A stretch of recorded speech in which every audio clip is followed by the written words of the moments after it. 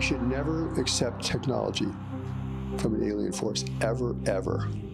I don't care how tempting it is, because it's only there to win our allegiance, and we will give our power away to it, we will give our freedom away to it eventually. These are resource explorers and economic collectives who are here seeking advantage and opportunity in a world that we are obviously mismanaging. Contact is an inevitability in our evolution. Our world is too valuable for us to damage it or destroy it without other races becoming involved here. We should recognize this. This is a context. This is a result of how we have conducted ourselves in the world, how we use the world, how we use up the world. The intervention, what I call an intervention because it is intervening, is really here for the world. That is their goal. They're not here for us. For it is here without our permission, without our invitation. It is operating with impunity in our world. It is concealing for us its presence, its purpose, its activities, and its intent. And this has been withheld from us for a very long time. And yet their presence is growing and having impact on people individually, certainly being witnessed by perhaps millions of people around the world. It's a very big event, but people are too afraid to talk about it. And in social settings, people don't want to bring it up. And governments aren't revealing. The governments who have some information about this are certainly not revealing what they know. That's pretty evident. So we have this hidden reality in our world that's actually monumental. We think of it as peripheral to our interests and even to the major events happening in the world today. But it is not peripheral. It's actually deeply involved. If they've been hiding their presence and their purpose for all this time, they have some other agenda. And that they've entered the world at a time of environmental degradation, a time following world wars, nuclear proliferation. That's how we need to begin to look at this. We're seeing polarization in the world right now on a very large scale. We have a very ugly war going on between Russia and Ukraine, which has impacts on other nations around the world, involving other nations around the world. So we're at a time of increasing conflict, competition, and the risk of greater war. So now the intervention, which seeks to preserve the planet and certainly seeks to avoid nuclear proliferation, is engaging with us on many different levels. And so I'd like to show you this image. What is the relationship between contact and change in the world? So let's start on the right-hand side, which is change created by human life and influencing alien responses. We're changing this world. We're limiting its resources. We're limiting the habitability of this world through a warming climate at an alarming rate. This has brought forward intervention here. This has really triggered it in an active phase. Rather than just being observing us from afar, it is now engaging with us very directly, increasingly. Unbeknownst to the public, unrevealed by our government, which knows some things about this, it is happening around us. And this is making us increasingly vulnerable to foreign persuasion and intervention. So let's dispel this notion that if they were really dangerous to us, they would have attacked us or destroyed our world. The world is the prize, and they need us to work for them because they cannot live here. So we are part of the asset of the world. And destroying the environment of the world is the last thing they want to see happen, or even destroying us as a workforce is not what they seek. This is not their goal. So it's really faulty logic to think they're either here to benefit us or they're here to attack us, because there's many different possibilities between those two extremes. In any clever race in the universe who recognizes that we are warlike and destructive is going to take some kind of subtle tact in being in the world. Present but not seen, effective but not recognized, influencing but not seen as a source of influence. You see what I'm saying? They're using a greater cunning and intelligence now to plant themselves in the world, largely without our awareness, because they don't have our consent to be here. And they're doing things clearly that are very dangerous to us and to our future. But their purpose is to secure themselves in this world and to present themselves ultimately as a beneficial force. And many people already think they're a beneficial force because they're not attacking us. That's illogical. That rules out all the possibilities in between those two extremes that I just mentioned. So we have to begin to look at this shift of their purpose being the world, because the world is the prize. Because if we don't get this right, we're going to sell ourselves down the river. That means we will give our freedom away willingly, intentionally, stupidly, unnecessarily. They may fly with impunity in our skies, but they do not control the ground. We are in charge of the surface of the earth. And they need our approval and our agreement to be able to continue to develop their presence in the world. And for this, they must remain hidden. They're creating a vacuum of confidence. If we lose confidence in our leaders, in our institutions, in our traditions, we're going to place that confidence somewhere. And if they appear to be superior beings with superior technology, then we may just naturally transit that confidence to them with their assurance that they are here for our benefit. They don't have war, they can help us end war. You see, we fall right into a trap. If you lose confidence in your own native ability and intelligence, you seek intelligence from others. And as resources decline in the world, as environmental issues begin to strip the wealth of worlds and affect ever-growing numbers of people very dramatically, we are breaking down. We're breaking down the world we've created. We're breaking down with each other. This is the perfect divide and conquer strategy to take place. I mean, if the natives are disenchanted with their leaders, then they can be persuaded by outside forces to abandon their leaders and to seek other authorities in life to guide them. And so with environmental change comes great human suffering, great human need that's very difficult to address. And so this is part of the condition of the world that makes intervention attractive. Particularly if you can show greater technology, well, people think greater technology is greater intelligence, or they then think that greater intelligence is a higher level of morality or greater altruism, but we know that's not true from our own experience. There's nothing that indicates that the intervention has a higher level of spirituality, if any spirituality, or any kind of benevolence to their approach. They seem to be highly practical and determined at whatever cost to engage us in the way they want to engage us. And they're trying to induce our compliance, and if we will not comply, they will try to discourage us and make us feel that we have no hope. Well, the foreign presence in our world certainly has dominance in our skies. I think the growing evidence is they actually dwell within our oceans, because any kind of land place that they can hide is too easily determined, too easily detected, and too easily witnessed by people on the ground. So they're beginning to change, I think, the mental environment in such a way that they are casting an influence over the way that we think. But certainly people who are influenced by the intervention seem to be very taken with it, very easily taken with it. And I think that's a real warning sign to us of the power of this presence. It's not that they're changing the physical landscape as much as they're altering the mental landscape. And I believe that much of conspiracy theories and promotions in the world today definitely has an intervention connection or even source. Not all of it, but much of it. Because what it is casting doubt and dispersion upon our leaders, their integrity, the entire government. You can't trust the government. Our institutions, our traditions, which again leaves this vacuum of confidence. People need to believe in something. So what are they going to believe in? And the intervention is here to create that bridge to them.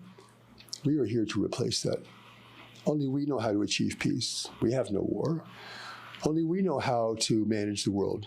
You're failing at managing the world. Only we can teach you how to live well. And of course, they can't provide any of this. There's no evidence of this. There's no proof of this.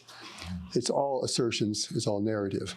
But many people, because of the changing conditions of the world, are falling into this persuasion. They're taking advantage of this loss of faith and confidence. and also the breakdown of social norms. People rely on social norms to provide stability, clarity, and perpetuity in the way that they see themselves and their future and their life. So when these things begin to erode, then people become very vulnerable to other kinds of persuasions and forces. I will say this is important to know. The intervention to certain people has presented itself as our ancestors, higher spiritual beings guided by the angelic forces. We're here to save you, or we've come back at a time of critical, dire need to rescue you from yourselves.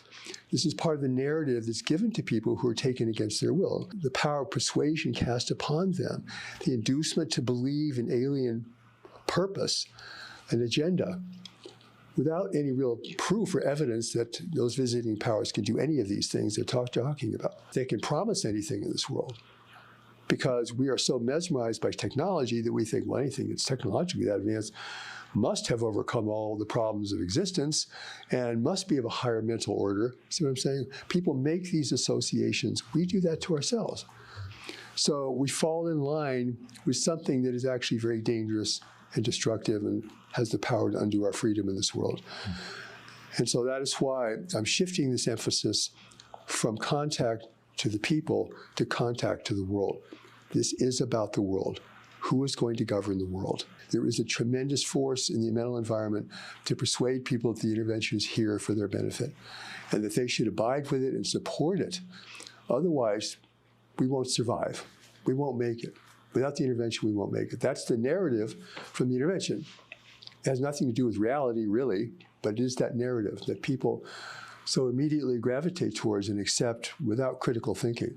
Their presence here is not a military presence. It is a small exploratory presence, but with great powers of persuasion and influence. The mental environment is something human beings know about this because we use it to induce people to buy things. We use it to promote commerce. We use it politically to encourage people to even go to war or to do things they wouldn't normally do. So we know about encouraging people, inciting emotion, influencing their psychology. We have our own version of that. But in the universe around us, persuasion is operating at a much more powerful and developed level. Because this is now nations in the universe, according to the Allies of Humanity briefings, how nations influence each other without the use of force and weapons. So we're kind of not really ready for this kind of influence. And if you begin to now saturate our mental environment with anxiety of destruction or with the promise of foreign presence, you see, you're actually injecting ideas and beliefs into this environment in which we think.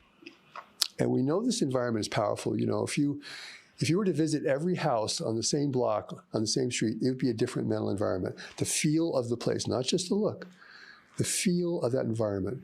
This is a mental environment. People create this mental environment where they live. They create it in their relationships. They create it where they gather. So we live with the experience of the mental environment at all times. It's pervasive. It goes unrecognized, but it's pervasive. They don't need to change the physical world because we're doing that already. They need to change the mental environment, which they have power to do. They do that through their technology. Transmitters in mountain areas, mountains that oversee cities, for example, that can have a subtle but growing effect. It's creating something in our mental environment that just wasn't there anymore. So we should now perhaps talk about the pacification program, which is part of the alien agenda. The first is to establish a physical presence in the world.